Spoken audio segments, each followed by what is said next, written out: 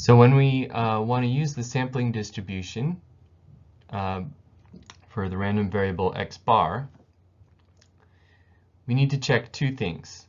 To see if x bar is normally distributed, we check to see if the population is normal.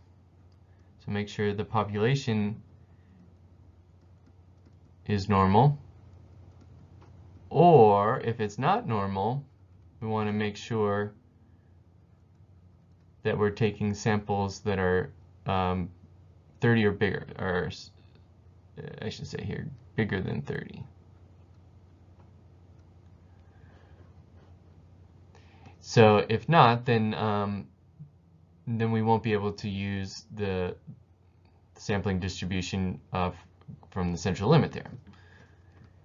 And then once we know that the population is normal, or we're taking samples that are 30 or bigger, then we can find our mean of our sampling distribution and the standard deviation of our sampling distribution. And in both cases, the mean, right, can be found from the population mean, and the standard deviation can be found from the population standard deviation, but here we're dividing it by the square root of our sample size. And then use normal CDF for the rest. In other words, we're going to use normal CDF with our new mean and our new standard deviation to compute probabilities. For instance, if I want to compute the probability that x bar is somewhere between A and B, well, we know here it's just finding, we know because x bar is normally distributed, it'll be like we were doing before with a normal curve. We're finding the area under the normal curve.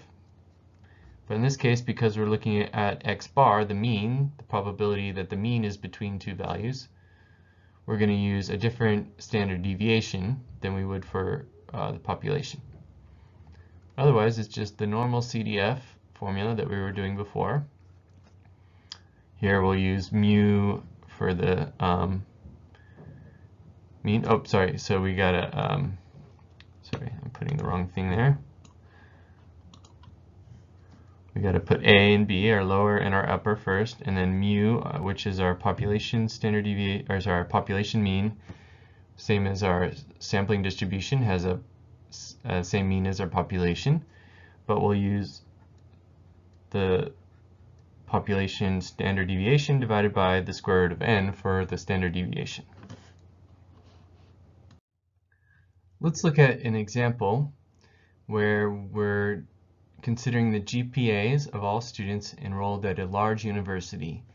And suppose here that they have grades that are GPAs that are normally distributed with a mean of 3.02 and a standard deviation of 0.29. So actually that would be our population mean, 3.02. And that would be our population standard deviation, 0.29. So if I'm going to be just selecting one randomly selected student, what's the probability that their GPA is greater than 3.20? So the probability that here their grade, x, is greater than 3.20, notice that we're going to be using the distribution of the population, right, which in this case is has a mean of 3.02 and a standard deviation of 0.29,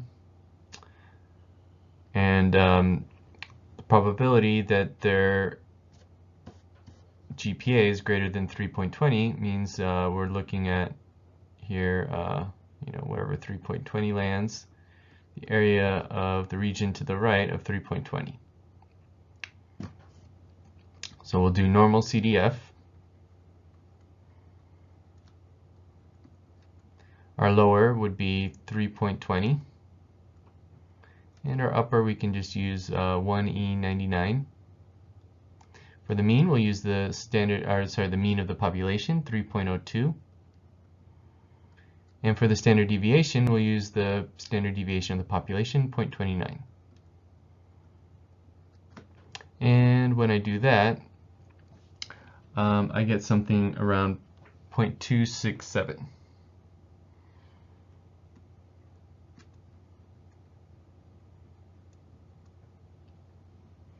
So we have a 0.267 probability that one randomly selected student will have a GPA greater than 3.20. Find the probability that 25 randomly selected students will have a mean GPA greater than 3.20. So here we're now considering the mean GPA in a sample of 25 students. So now we're sampling 25. So we have a sample size of n equals 25. And we want to know what's the probability that the mean is greater than 3.20. So here we're asking a slightly different question. What's the probability that x bar is greater than 3.20 in this sample of 25 students? Notice that here we're drawing a narrower, a skinnier graph, because here we're going to have a smaller standard deviation when we're taking sample means. And so we're going to input mostly everything the same here. We'll use the same lower, same upper, because here we have the same mean at 3.02, excuse me. And the standard deviation, though, on the other hand, is going to be smaller. So we'll use a different value here for the standard deviation. And we can probably guess that here it's going to have a much smaller probability because of that smaller standard deviation. So again, here we'll do normal CDF. 3.20 for the lower, 1E99 for the upper, 3.02 for the mean, but for the standard deviation, I'm going to put 0.29 over the square root of the sample size, which was 25. When I do that, I get a mean, or I get a probability of 9.56 times 10 to the negative 4. So here we actually get a much smaller probability. This would be somewhere around 0.000956.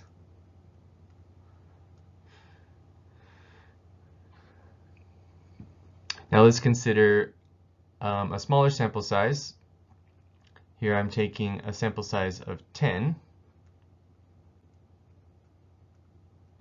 And we want to know what's the probability that 10 randomly selected students have a mean GPA that's between 2.9 and 3.10. So here we're taking sample means, right? And we want to know what's the probability that that sample mean is between 2.9 and 3.10. Here we know 3.02, the mean of the population, is the same here as the mean of our means. And now we're saying, okay, well, what's the probability that lands somewhere between 2.9 and 3.10? So I'm imagining here we're finding the area of this region here between 2.90 and 3.10. So again, here we'll do normal CDF.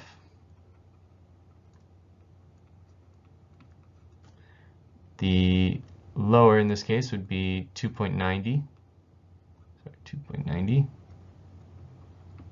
The upper would be 3.10.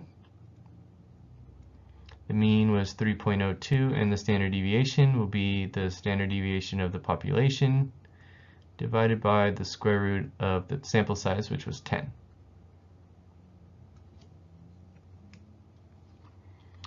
And when I compute this, I get a probability of about 0.713.